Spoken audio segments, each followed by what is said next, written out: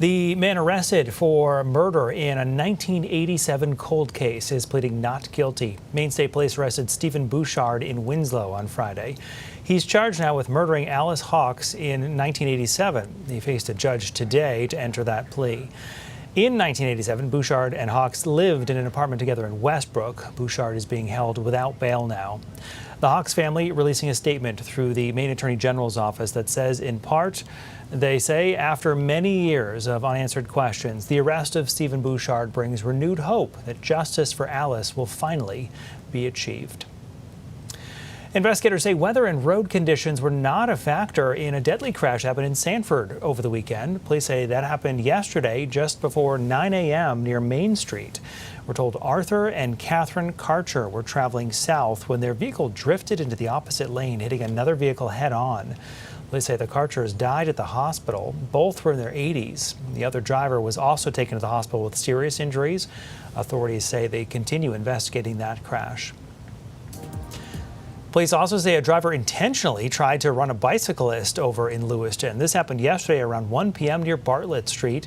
Police say Gage Gagney of Portland drove over a curb and hit the 35-year-old bicyclist. Police are not yet sharing the victim's name. That victim, though, did suffer minor injuries and is expected to survive. Gagney, though, is facing several charges, including now driving under the influence. Investigators continue looking into what caused a fire in an apartment building in Lewiston as well yesterday. Firefighters got that call around 10 a.m. on Bradley Street. As you can see in these images, there were flames coming from the second story there. We're told fire crews had it under control in about 30 minutes. No injuries reported. The fire marshal's office is helping with that investigation in Lewiston. Tenants at a senior living facility in Farmington have been without running water now for 3 days. According to the property managers at the Hazel Thompson and Ethel Walton homes, the building's 2 water pumps broke early Saturday morning. Since then, they say they have been working to get those fixed while also providing water bottles and outdoor porta potties. The tenants, though, argue that management has not provided them with adequate amounts of water, creating health concerns for several people living at those properties. And there's other tenants in here that need that water more than I do. Okay, I need it because I'm a human being.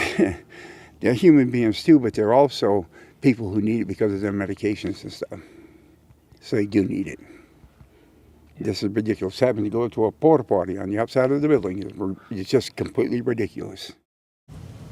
The property managers argue that the tenants' concerns are unwarranted, saying they've contacted the installer to investigate the failure there and to get the water back on as soon as possible. They go on to say, in the meantime, quote, "We are supplying temporary drinking water and bathroom facilities to our residents, and we'll be keeping them posted as to when we expect that water supply to be restored."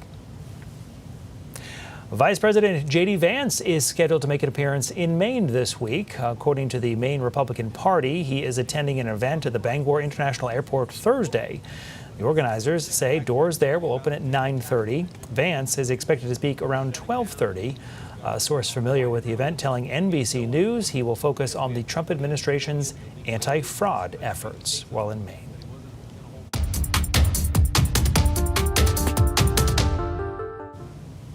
American passengers from the cruise ship at the center of that hantavirus outbreak arrived at a quarantine center in Nebraska today. Meanwhile, the captain of that ship offering a message of gratitude. Karen Kafa has the details from Washington. Americans evacuated from the cruise ship at the center of a deadly hantavirus outbreak touched down in Omaha, Nebraska early Monday, home to a specialized quarantine unit. Over the next several days, passengers will undergo an initial health assessment and receive guidance on next steps from the CDC experts and other partners. Officials said 16 passengers remained at the University of Nebraska Medical Center, 1 in a biocontainment unit for care, the other 15 in quarantine for monitoring.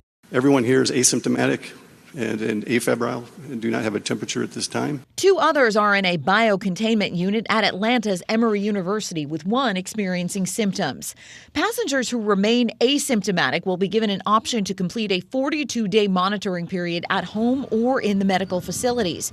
Health officials emphasize this is a variant that does not spread easily. Let me be crystal clear. The risk of hantavirus to the general public remains very, very low.